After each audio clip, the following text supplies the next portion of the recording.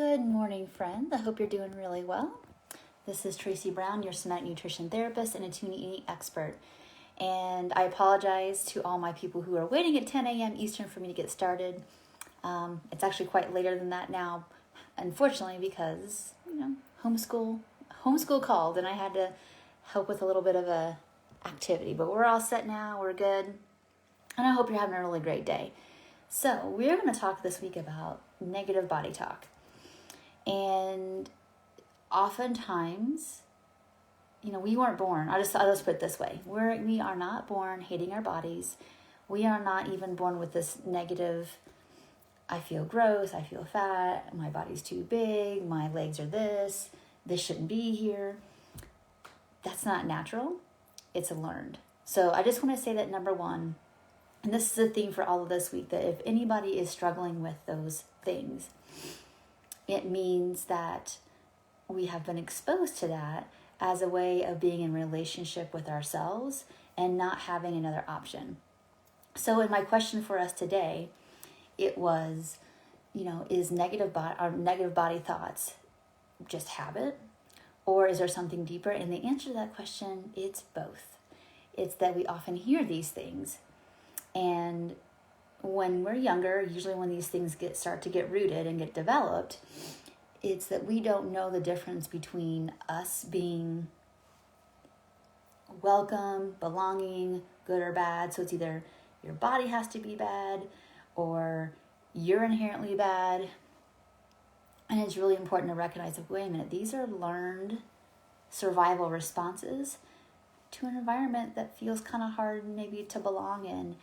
And I think it's important that we recognize they've become habits because they were survival strategies. So yesterday when I asked a question, like how many times a day do you catch it, that you think it or you feel it, and you reframe negative body talk. And some people said at the beginning of this recovery process, it was all encompassing all day, every day, all day long, until the people started to develop a self-compassionate voice. And that's so important. And so the first step is of course I say that I feel this way because every time I have this emotion or this circumstance happens, it reminds me of the past. And in the past, I didn't have anybody saying, oh my gosh, what are you talking about? What did you hear that? What's actually going on right now that's making you feel too much? There wasn't that empathetic presence. So we just think that we're bad and that makes us feel bad. And then that becomes the neural pathway. So in this week's videos, we're really going to unpack a little deeper. How are we going to make meaning of, sometimes this is just the spin. I have anxiety and lack of safety overcoupled with just my body because I live in this culture. And before I had attachment to a negative cultural narrative, I had attachment to maybe a not so safe or a welcoming or empathetic, smaller environment.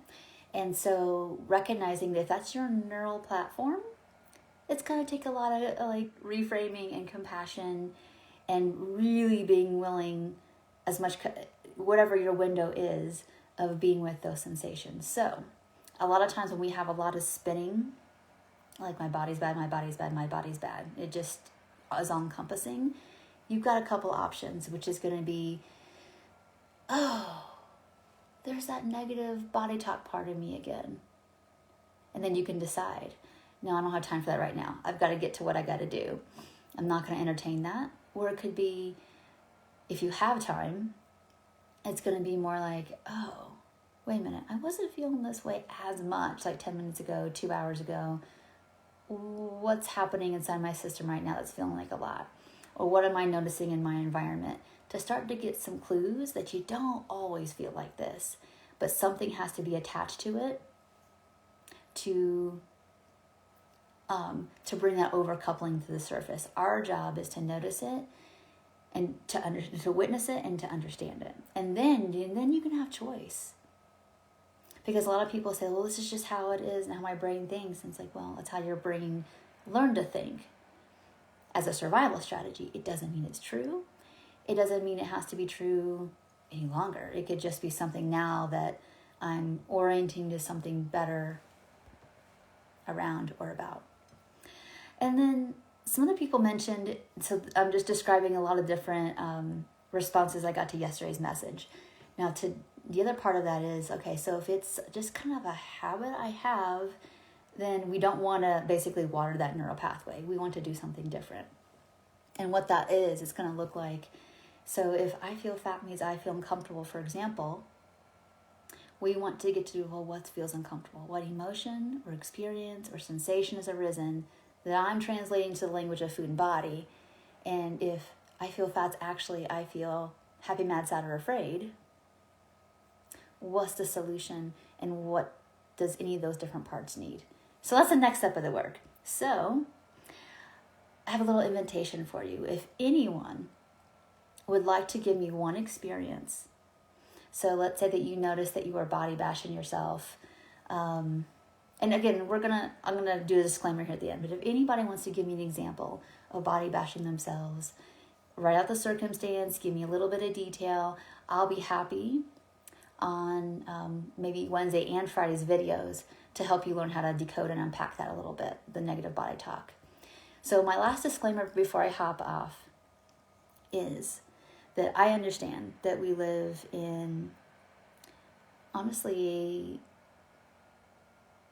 sometimes scary environment around letting yourself be, like stop messing with your body and to not degrade yourself, because we've learned to do that as a way of belonging. It's like it's almost safer to denigrate yourself as a signal of like, hey, I understand that I don't have the right body, so don't criticize me about it. I'm trying.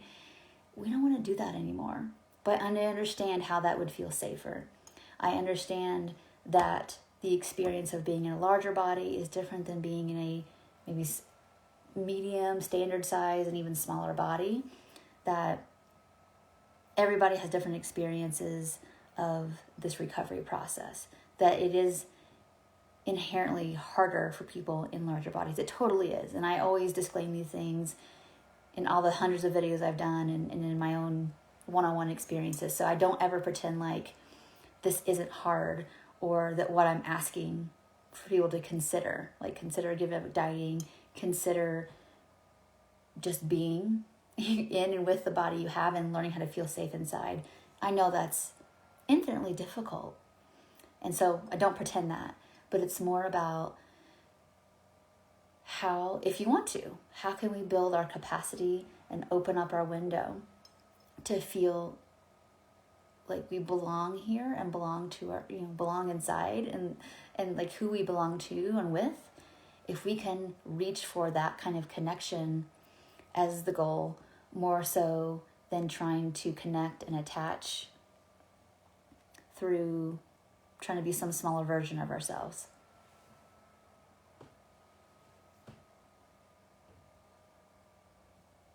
Yeah. And if other people, so I'm reading a comment here, so if other people are denigrating you, that doesn't mean they're right. It doesn't help your situation. You're right. And this is a good example of what I mean. If you're actively in a toxic situation, it does not make these negative body, like internalized messages easier. But maybe the first step is to decide, well, maybe it's not correct. And maybe these people are speaking from their own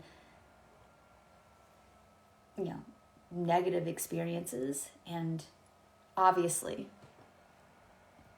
projecting on you. So I'm really sorry, my heart goes out to you, but understand that orienting toward people who don't do this to you, who don't feel this way, who don't project, is probably your first step then, is being able to be in a relationship with some safe others that can mirror back truth versus mirror back through muddy lenses of hurt and pain and toxicity. So, all right, if anybody wants to give me an example of how to really kind of stay in the trenches with yourself around negative body image, I'd be happy to do those live on Wednesday and Friday if you want to put them up. And we'll talk a little bit more too around body privilege and understanding that when somebody like me says something, who has had recovery for a really long time, who recovered in a smaller body, when I'm saying these things, it's not because I'm the know-it-all, end-all, be-all. It's really because my clients who don't look like me have taught me so much about what it takes and what's possible. So thank you all so much for watching live. I really appreciate you. Anybody who's come on at different parts of the video, please go back and watch the whole thing. If you felt like this was a nourishing experience for you, please pass it along to others who might need that kind of nourishment as well. So thank you all so much for watching, and I will see you in the next video. Bye for now.